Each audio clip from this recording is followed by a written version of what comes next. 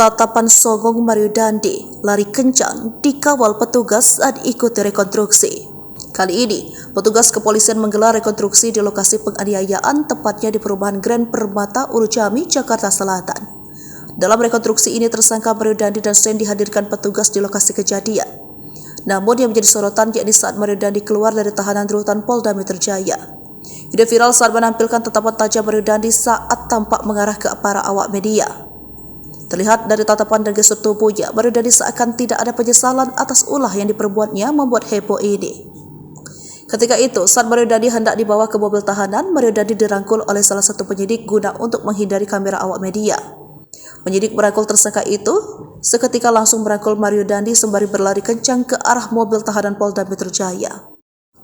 Mario Dandi akhirnya memasuki mobil tahanan yang sudah disiapkan di depan di Treskrimsus Polda Metro Jaya.